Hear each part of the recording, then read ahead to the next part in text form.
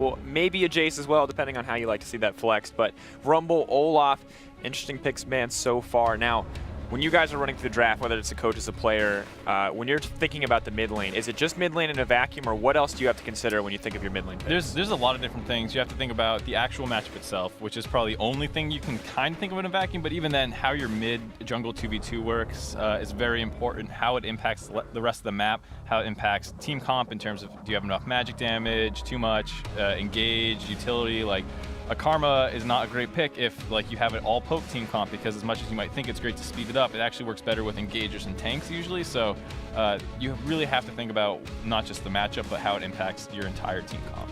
Yeah, I think also with all these bans coming out, Aurelion Soul is open. We've seen people do well on it, but Crown and Sencux has not really been touching it so far. So that's a champion I think we should look at, because it's just a champion that's like really broken right now. He's hovering over it. Obviously, it's very powerful. Now, do you think this isn't really a champion you can pick up? This champion's sort of unique. How many games do you think you need to play on this champion? How much time do you need to put in before you can really play this character comfortably? I don't think you need to put a lot of time onto the champion necessarily. Pressing W and standing in a wave? Yeah, like all.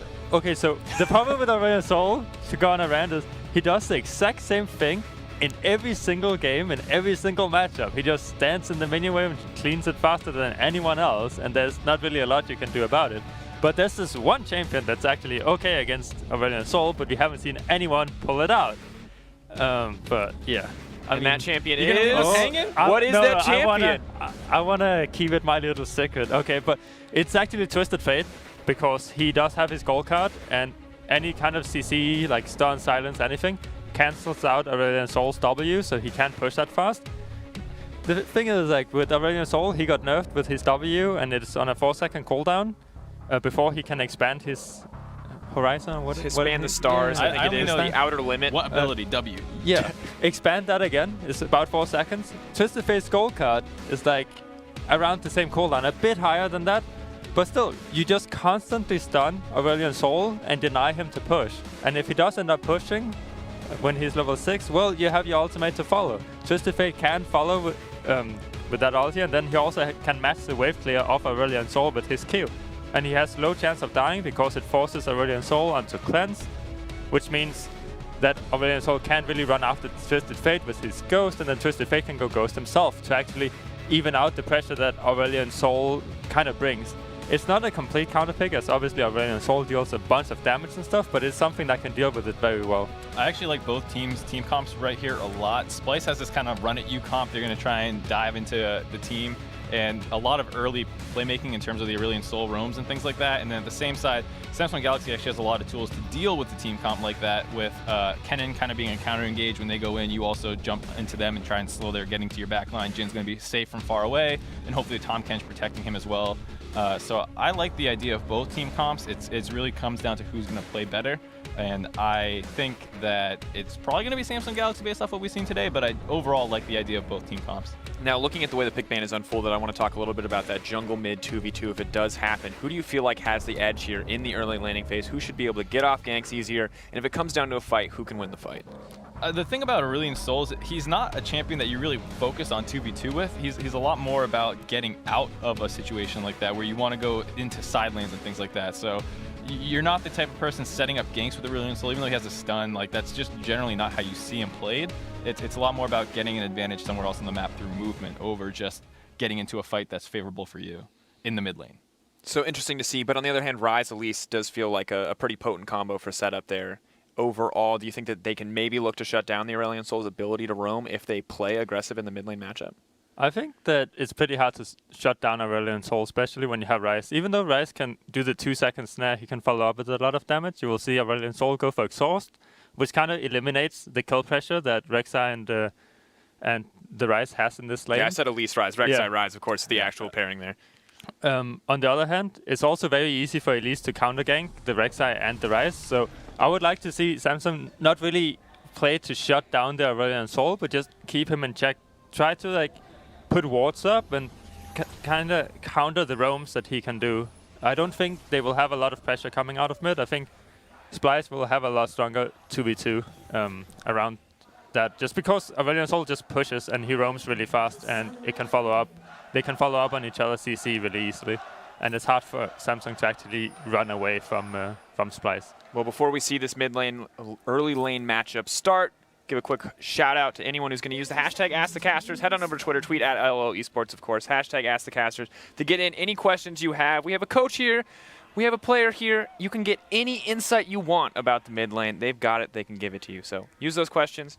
Ask. We'll answer a few of them over the course of this game. And now as we get into it, I have a question about summoner spells here. We're seeing the exhaust come in on the Aurelion Soul, and we had kind of a heated back and forth, I'd say, earlier in the day about how good exhaust is in the current meta. So I'm curious what your thoughts are on the summoner spell. Oh, I think we all agree that it's just broken. We had a discussion about should it be removed or not. Yeah, I was of the stance that I think exhaust is a little too overpowered for more melee-based champions and things that try and burst really hard. But overall, I think it's not like damning to any of the playstyles that Samsung Galaxy's champions are. I do think that exhaust is very good for Sencux to bring, because it kind of eliminates all kill pressure that Samsung will have against this Aurelion Soul. If RekSai ever chooses to go aggressive, he's gonna get a stun to his face. They can trade fairly even. Oh, actually, obviously Sencux is gonna win if he does blow his exhaust, but Sencux can always keep trading because of that exhaust.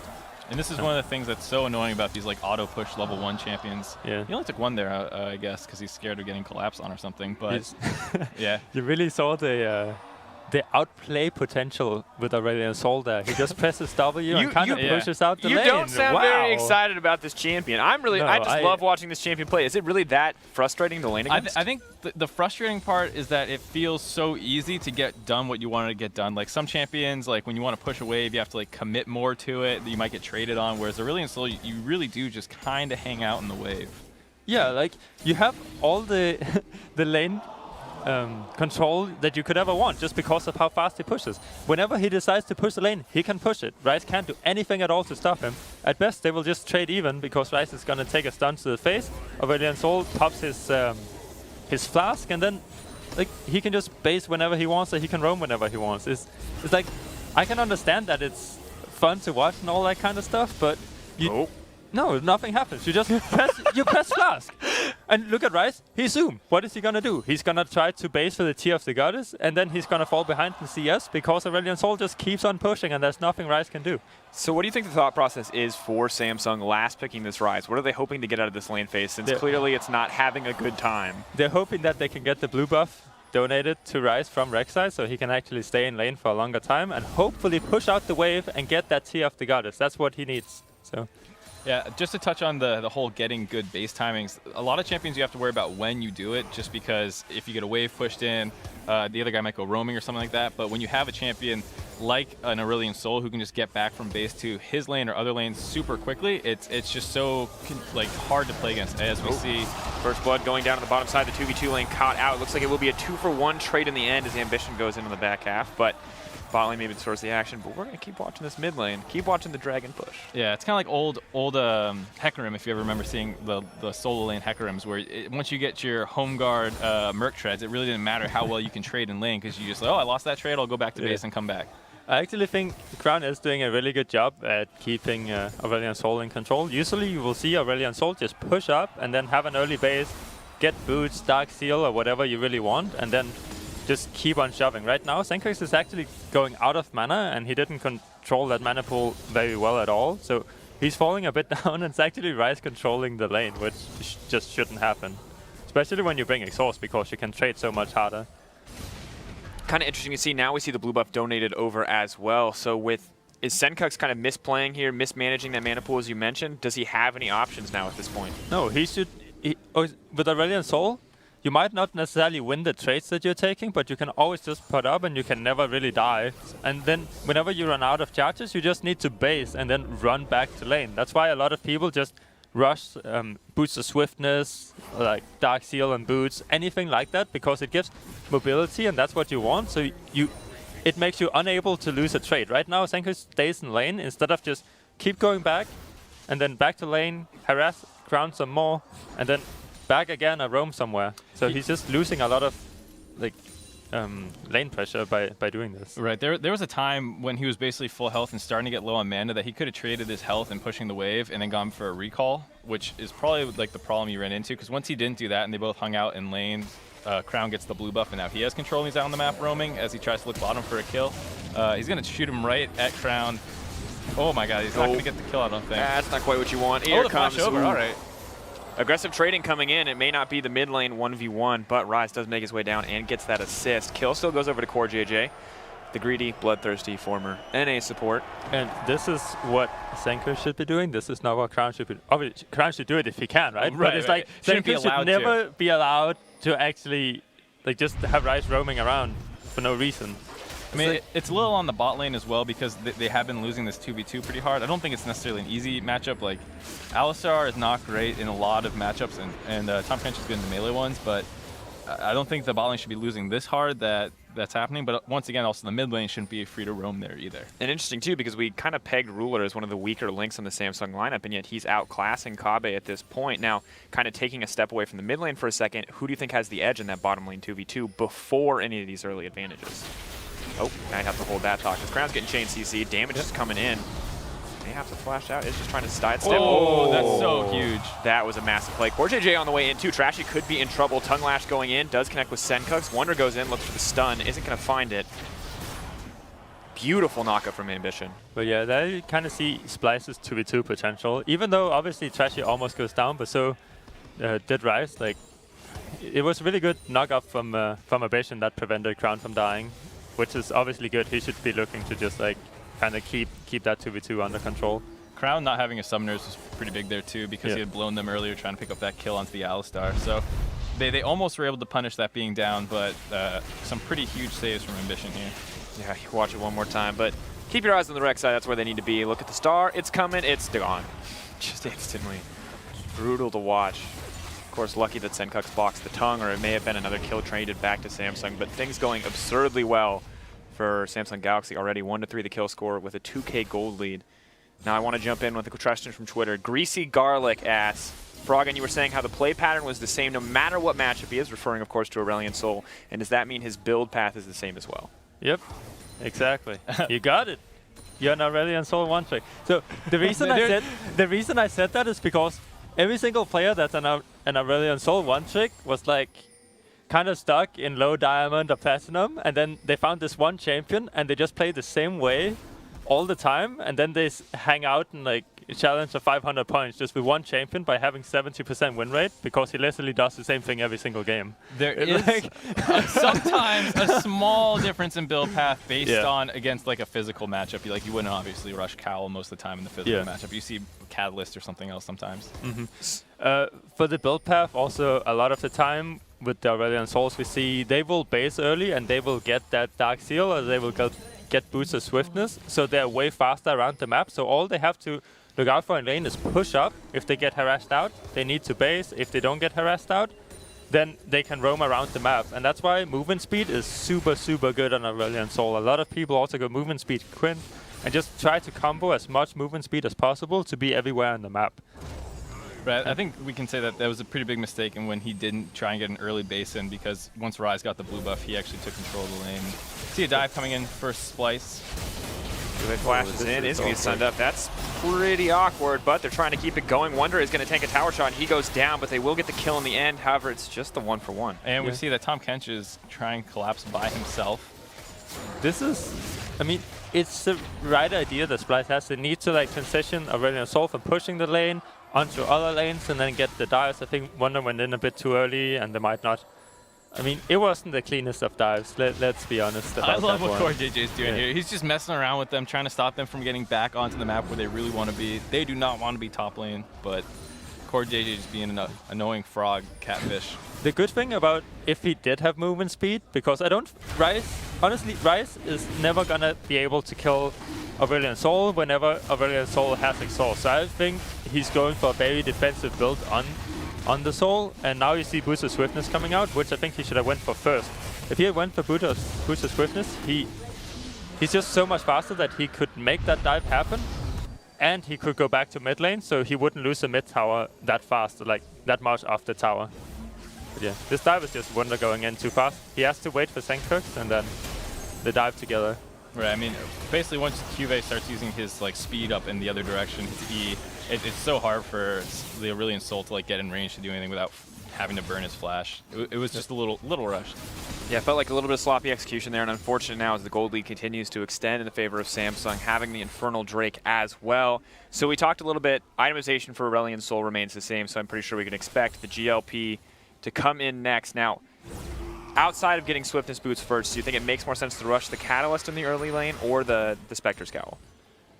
It depends on how you want to play out the lane. I don't think it's too big of a deal. I mean, obviously, if you get Catalyst first, then you can get to that Hextech item earlier, and it's obviously better because it gives more kill potential. There's an extra slow. It's really good, but the Cowl is fine if you just want to play it more defensive, but I don't think it's the right choice in this situation, as he does have exhaust to kind of block out the Rise damage. He could just be playing more offensive with that. Interesting now as we see the Rise go bottom lane. I'm curious what your guys' thoughts are on where does Aurelion Soul need to be right now, because he seems to be spending time in the mid despite the fact that Sivir is there as well. I think it's just a good idea by Samsung Galaxy to put their bot lane mid. Jhin doesn't really like being in a long lane. You put him mid, and then it kind of pins Aurelion Soul there if Aurelion Soul stays mid, because generally Samsung Galaxy has so much control around mid, and with the support and AD carry there, he just can't push the lane freely the way he really wants to when it's 1v1. I also think because of how Sencux builds, he obviously wants to be against Rise, so he's going to try to match Rise. But Rise is just going to keep getting stronger and stronger and getting more wave clear, so it's going to be harder for him to do. And if he goes bot instead of staying mid, there's a level 5 LS. Yeah, level 1 in. 12 minutes in. Knocked out. Of course, Double Stun going to connect, but here comes the curtain call. We'll see who is going to get knocked out. But level 5 Alistar just picked off so quickly. And as I mentioned, 12 minutes in, and still Mickey has not found the chance to get a little more experience. Oh, Sencux. Oh, he's walking up then. Oh, Voice of Light. We'll have to use the ultimate to get out there. Spectre's Cow. Yeah. That's... Yeah. I guess that's the benefit fine. Is when you're going to misposition but Spectre's Cow's a little bit better. But I think that Sivir and Alistar could just... I mean, they like to be mid too, so it's not too bad for Aurelion Soul to be on a side lane, but that means he cannot roam to all the way to top lane. So obviously, Aurelion Soul prefers to be in mid lane and then kind of just roam wherever there really is some action going on, or wherever you need some pressure from your mid laner. If he needs to follow Crown around, then he's kind of on the back foot, and it's not too great for him. He needs to be the one actually making stuff happen on this Aurelion Soul. I also think that's another thing with... I don't think Spectre's Cowl is necessarily the greatest if he wants to stay in mid, because he knows that Jhin is gonna show up mid after they kind of get the bot tower, and it makes it a really long lane. And Rise is much better in a side lane because he can just take his ultimate and ultimate away if he sees anyone. So Rise now in a side lane with Sencux just kind of relegated to following him around the map, it feels like, to clear out these waves. I want to take this chance to get in a couple more Twitter questions. George Shelton asks, what about champions like Yasuo or Kassadin into Aurelion Soul? And let's just, I guess, talk a little bit about counter matchups in general. You talked about Twisted Fate, but do any of those melee champions really have a good option? Yeah, I mean, the thing with Aurelion Soul is that you can pick so many champions into him that can win these trades in lane. The problem is not that you... Oh boy. Oh, look at the pickup. We'll hold that thought for a brief moment as it looks like Ambition's getting aggressive. Curtain call comes out. Mickey looks pretty set to fall. Bullet doesn't even connect there. A lot of damage going in. CuVee does have the flash, is holding off. So looks like a little bit of a breakaway, but Samsung Galaxy definitely coming out on top overall. Yeah, one-for-one trade in supports, but Samsung Galaxy still has the pressure mid, and Splice is kind of pinned under their turrets trying to wave clear. So yeah, back to that Twitter question with champions that's good into Aurelion Soul. It's not that there's a lot of champions that's okay into him, but the thing is, you're still gonna lose out because he pushes the wave faster than you do, so he can roam around. So if you pick a champion like Kassadin, he's gonna be stuck under his tower, and he's gonna constantly win trades versus Aurelion Soul, right? Which is like, okay, that sounds great. Why don't we just do that every game, right? Then Aurelion Soul moves to a side lane and just keeps diving your side lane champions, and there's anything you can do about it as Kassadin. Like, you can blink TP and kind of try to follow, but it's on a really long cooldown, and Aurelion Soul can just roam every single minion wave. If he gets low, base, refill the pot, and then just do the same thing over and over again. And then versus Yasuo, I mean, it's a bit more tricky because Yasuo always has the outplay potential, right? But Aurelion Soul ultimate is actually really good against Yasuo. If Yasuo dashes on top of him, just use that ultimate to keep him at range, and you can kind of just keep trading. You can also take exhaust. And in general, you don't want to play Yasuo in mid lane just because he's a very easy champion to shut down with ganks. That last point about being able to get resets off is a big reason that a lot of the matchups aren't as good as you might think. And we're watching in the meantime, you've just watched Splyce honestly falling apart here. You saw the 1v1 for Wonder on the top side going in without his ultimate on that Ekko. And now Crown looking to put on a clinic. Voice of Light goes out. At the end of the day though, Splyce are getting picked off left and right. And Samsung Galaxy, we were excited to talk about the mid lane matchup, but the rest of the map kind of just falling apart, mid lane included. Yes. Did learn, however, that if Ekko is inside Tom Ketch's belly, that he still counts for the purposes of the stun. Fun facts. Yeah, interesting. Learning experience here on the alternate stream. Splyce had tried to push up mid lane to try and get something going, try and get their first turret of the game, but then Samsung Galaxy just collapsed on them, punished their kind of overextension here with a TP behind in the mid lane. And this just looks like a really rough spot to be. I mean, what options do Splyce really have at this point? Do they just need to be warding their flanks better? What is happening? I mean, you might be trying to look for more like Aurelion Soul plays, maybe, where like he just shoots a Galaxy up the middle and you hope the other team's not quite ready for it. So like you can try and get one top lane, maybe pick off the Kennen, something like that. But you're usually behind tempo, so like any play that happens like that now, Aurelion Soul is a little out of position, that kind of stuff can happen. It's very, very hard to play from behind generally, especially with their comp not being the best for that. Interesting to see. Maybe we'll see Sencux use that Super Galaxy. Yeah. I think Aurelion Soul is not really too great of a champion whenever he falls behind, because he needs to always stay in range of the star so he can always hit people, which has good damage potential, but if the other team is really fed, you're kind of just going to die. Obviously, he hasn't died yet, but he can't do too much with that champion because he needs to be that close. Wonder getting solo killed left and right. Trash trying to figure out which Rise portal to go to. Neither one appears to be the right answer. Nice double stun from Sencux, but Samsung Galaxy. Guys, this happens too much. We always get excited about a mid lane matchup, and then one guy just crushes the other guy, and that appears to be the case this time around. What is left for Aurelion Soul at this point? You talked about moving, trying to make plays on other types of the map. This looks like a decent start. Yeah, I mean, just keep trying to see if you can get some kills, I guess. I mean, there's no whole lot of other things to do. This is a great start, but that pick off onto Tom Kench. Yeah. Samsung get overreached a little bit there after getting the first 2 kills of that trade. They try and keep chasing into the middle of the turret mid and just kind of get collapsed on. Little greedy, but it's not going to impact the map at all. I mean, maybe Splyce can get their first turret here. It's 18 minutes and we're witnessing a very massive gold lead approaching 10K, about 8K at this stage. Curtain call being used to make sure that Samsung aren't going to lose anything else. Have to see if they want to go for the engage here. Sencux locked up. I think Sencux has been playing pretty good with his Qs. Like, he's actually been hitting a lot of Qs, and it looks like a very easy ability, but you do need some experience on the champion to be able to hit stuff like that consistently, so that's good at least. The silver lining with the cloud hanging over Splyce. Rise all coming in, lots of people being ferried into Trashy. I like it. The nice little crit, but not a whole lot else. I want to just keep hitting these Twitter questions as we kind of watch Samsung just take control of the map. Raheem Bonjoko, sorry if I butchered your name. Why isn't Fizz picked in competitive versus he's a mobile champs? Let's talk a little bit around Aurelion Soul and that matchup, and also just Fizz in general. This ties into a little bit of the exhaust point that me and Froggen were kind of talking about prior to this stream backstage. So Fizz, the first couple levels, it just gets pushed in relentlessly. And the thing about Fizz is like, usually down 10, 15 CS, you hit 6, and then you start trying to all-in people or roam around the map and give them. But my problem is you just take exhaust against it, and then his first all-in attempt is basically moot. He needs to like bait out the exhaust or force it some other time in hopes of getting a kill on his first all-in attempt, and then he needs to find another opportunity to do so before it comes up. And when you're playing against in competitive play, mids who are really, really, really focused on pushing and impacting maps in the side lane, it can be hard to find those like kind of setup opportunities because you're never the one with pressure in the mid lane early. Exhaust. Exhaust killing the assassin dream for all the players in the mid lane. Not by itself, but it doesn't help. I don't think exhaust is a problem with why Fizz isn't played. His E got nerfed really badly, so it went on it's a higher cooldown now than previously.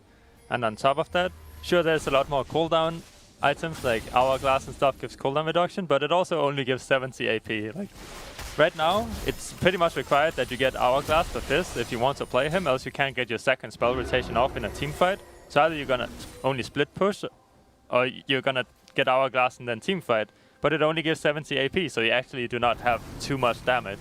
So it relies on on getting a lot of items, and his build path is kind of like he doesn't have a lot of options really, at least not in competitive, and it just makes him really bad because Hourglass used to give like 100 or 120 AP, and he used to still be able to one-shot people even through exhaust. But now he just doesn't get enough AP to actually do that. Yeah, the changes weren't great for him. I mean, like the Sheen change and things like that, they weren't great because his old build path was basically like CDR boots, Sheen, and then you would maybe start looking at the Zanyas, and like Froggen was saying, losing that extra damage capped him off a little bit more.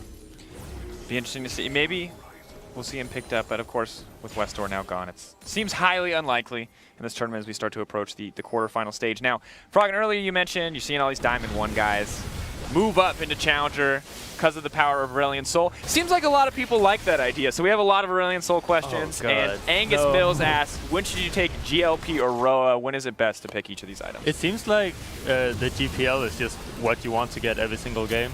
People have been starting with getting Roa and then Rylai's and stuff, but they have, as more and more Aurelion Soul has been played, everyone seems to be getting the GPL because it's just so much better to have that extra slow, extra kite potential, and you also don't have to stack it. It instantly gives you 80 AP, whereas Rod of Ages starts at 60 AP, and then it kind of scales up over the next 10 minutes. So it's just like an instant power spike, even though it's a bit more expensive. Right. I mean, with the Aurelion Soul, like we've been saying, you really need to get ahead early, and if your item needs time to stack, that's kind of running counterintuitive to it when you have a better option available in the GLP that's going to help you get that snowball going. So that's a big reason for it, as well as the just the added functionality active.